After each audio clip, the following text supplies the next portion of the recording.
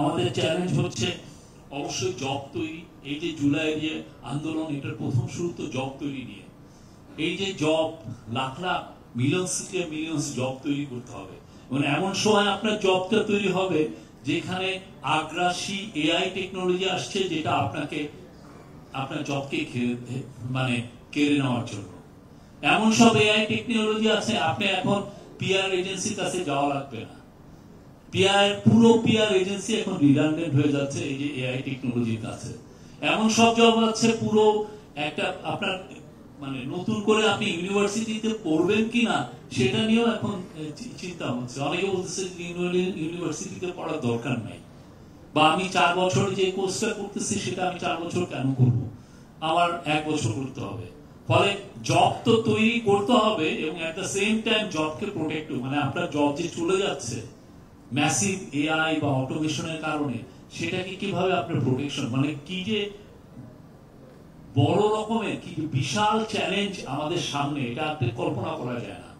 আমাদের কিছু কিছু গার্মেন্টস ফ্যাক্টরিতে দেখবেন যে তাদের এফেক্টিভলি কোনো নাম্বার অফ ওয়ার্কার বাড়েনি, কিন্তু দেখবেন যে এক্সপোর্ট বেড়ে গেছে 200, যে 100 মিলিয়ন ছিল 200 মিলিয়ন, কিন্তু দেখা যাচ্ছে তার 12,500 কর্মী ছিল, 12,500 কর্মী হচ্ছে। দ্যাট মিনস সে বাকি যে গ্রোথটা, নতুন যে গ্রোথটা হচ্ছে সেটা অটোমেশনের কারণে হচ্ছে।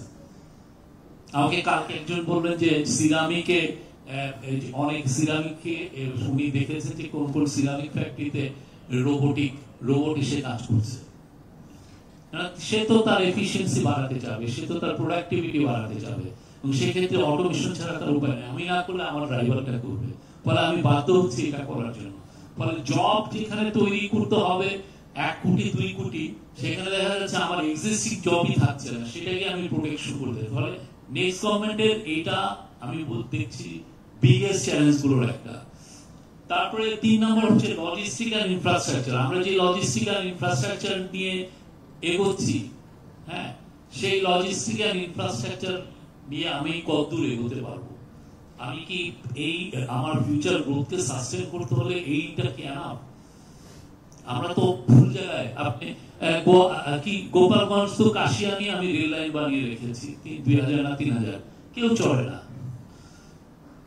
পাবনা টু কি পর্যন্ত একটা রেল লাইন রেখেছি, কেউ চড়ে না। এবং যেখানে আমার চিটাগাং টু ঢাকা এই একটা dedicated rail line, high speed rail line করা দরকার, বা আমার একটা এলিভেটেড এক্সপ্রেসর, সেটা আমরা করেছি ঢাকা টু খুলনা, যেখানে দিনে 500 কি 1000 লোক হয়।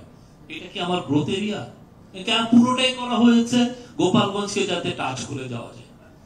$5 বিলিয়ন, একটা দুইটা টাকা না, $5 বিলিয়ন।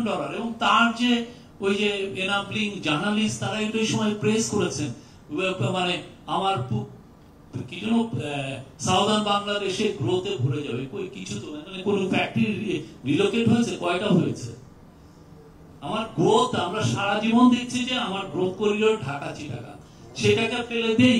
এখন আমার পুরো ঢাকা চিটাগাংয়ে আমার এখন একটা গাড়ি তার ফুল স্পিড দিতে পারে 30 কিলোমিটার পার আওয়ার, 5 বছর পরে 10 কিলোমিটারও দিতে পারবে না। এখানে কতটা জরুরি ছিল? আপনি গ্রোথ আপনি আনতে চান, আপনার গ্রোথ তো এই এরিয়ায়, আপনার গ্রোথ তো গোপালগঞ্জে না। $5 বিলিয়ন এটা ইনভেস্ট করেছেন এই রেল লাইনে। আপনি একে তো আপনি ফার্স্টে করলেন $3-4 বিলিয়ন দিয়ে একটা পদ্মা ব্রিজ করলেন, হুইচ ইজ গুড, বাট তারপরে তাও তো পদ্মা ব্রিজে কত টাকা এক্সট্রা খরচ করা হয়েছে।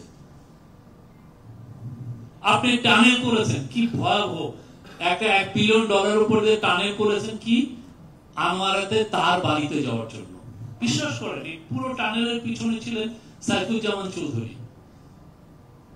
15,000 কোটি টাকা দিয়ে টানেল হয়েছে, তার মধ্যে 450 কোটি টাকা দিয়ে একটা 7 স্টার হোটেল করেছেন আনোয়ারাতে, কারণ ওনার বাসায় যাওয়া যাবে না, যাতে উনি ওই 7 তারা ইয়েতে উনি থাকতে পারেন। এই কাজগুলো হয়েছে।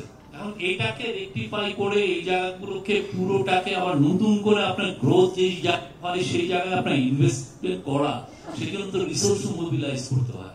সেই রেভিনিউ তো আমার নাই। বাংলাদেশে আপনি পুরো জিডিপি টু ইয়ে দেখেন, রেভিনিউ গ্রোথ ইয়ে দেখেন, আমরা সবচেয়ে লোয়েস্ট এশিয়াতে। ঠিক হয়তো আফগানিস্তান একটু উপরে আছি নাকি, আফগানিস্তান হয়তো ইতিমধ্যে ওভারটেক করেছে। আপনি স্পেন্ডিং করতে চান, আমার একটা সেক্রেটারি বেতন পায় $1000 একটু বেশি, এটা একটা বেতন হলো পুরো পৃথিবীর মধ্যে ওয়ান অফ দ্য লোয়েস্ট। না আপনি এখন বাড়াতে যাবেন, আপনার তো রেভিনিউ নেই। এই চ্যালেঞ্জ গুলো তো আছে, মানে ইস্তেহার আপনি দেখছেন যে যেই ভয়াবহ রকমের চ্যালেঞ্জ ফিউচার গভর্নমেন্টের জন্য এই শেখ হাসিনার চোরতন্ত্র রেখে গেছেন, এটা কল্পনা করা যায় না, ভয়াবহ। আমরা বলি, অনেকে ভাবে যে আমরা এটা পলিটিক্যাল ইয়ে করছি, কিন্তু এটা আনবিলিভেবল চ্যালেঞ্জ। আমাদের আরো চ্যালেঞ্জ আছে, আমরা একটা ফ্র্যাকচার পলিটিক্যাল একটা আমরা এমন কোন পলিটিক্যাল সেটেলমেন্ট করা যাতে আমাদের যেই গ্রুপই থাকুক না কেন, সে এক্সট্রিম রাইট হোক আর এক্সট্রিম লেফট হোক, যেই হোক, সে যেন ডেমোক্রেসির প্রতি ফেথফুল থাকে, এটাকে এনশিওর করে। নাহলে আমি কি রাইট মেসেজিং, তাহলে আমি কি বাইরে, তাহলে আমার রাইট মেসেজিং যাবে না। আর রাইট মেসেজিং যদি না যায়, আমার এখানে এফডিআই আসবে না, আর এফডিআই না হলে আমার জব গ্রোথ নেই। এই জিনিসগুলো ইনক্রিজিংলি দেখা যাচ্ছে। এই জায়গাটা আমার মনে হয় পলিটিক্যাল পার্টি। আর লাস্ট হচ্ছে আমি বলবো যে শেখ হাসিনা বা আওয়ামী লীগের বিষয়ে সবার একটা স্পষ্ট বলতে হবে আমরা কি চাই। কারণ আজকেও আপনি দেখবেন যে সে বলছে যে যারা জুলাইয়ের আন্দোলন করেছেন সবাই টেরোরিস্ট। কি ভয়, সাইফুল ভাই উনি জুলাই আন্দোলনে ছিলেন, টেরোরিস্ট। হাসান মাহমুদ ভাই, আমির খসরু ভাই লাস্ট মোমেন্ট পর্যন্ত আন্দোলনে ছিলেন, ওনাকে অ্যারেস্ট করা হচ্ছে, ওনারকে বলা হচ্ছে টেরোরিস্ট। আমরা যারা লেখালেখি করেছি আমরা সবাই টেরোরিস্ট। আপনি চিন্তা করেন, মানে উনি সেই এনায়েতুল্লাহ খান 1974 সালে লিখেছিলেন যে 65 মিলিয়ন কোলাবোরেটরস, 6,50,00,000 লোককে শেখ মুজিব কোলাবোরেটর, আর এখন তার মেয়ে 180 মিলিয়নকে বলতেছে টেরোরিস্ট। 18 কোটি লোককে উনি টেরোরিস্ট বলে উনি ক্ষমতায় আসতে যাচ্ছে। কি ভয়াবহ, উনি ওইটা বলতে, মানে আপনি টেরোরিস্ট শব্দটা বলাটা ইজি, কিন্তু টেরোরিস্ট মানে কি? আপনি যখন একজন লোককে আপনি টেরোরিস্ট বলেন, তাকে আপনি হত্যাযোগ্য করছেন। উনি চান 180 মিলিয়ন লোককে হত্যা করে উনি ক্ষমতায় আসবেন। না, উনি আজকে আপনি উইয়নে জি নিউজের ওদের ইন্টারন্যাশনাল ওইখানে একটা ইন্টারভিউ দিয়েছেন, এখানে উনি বলছেন যে এরা সব টেরোরিস্ট।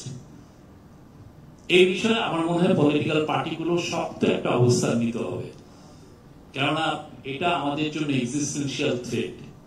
এই জায়গাটা কেউ আর আমার মনে হয় আমরা সবাই, আমি গতকালকে নেত্রকোনা, ময়মনসিংহ ঘুরলাম, পুরোটা ইলেকশনের জোয়ার সব জায়গায় এসছে, এবং নিশ্চিত থাকেন যে একটা সুন্দর ইলেকশন বাংলাদেশে আসছে।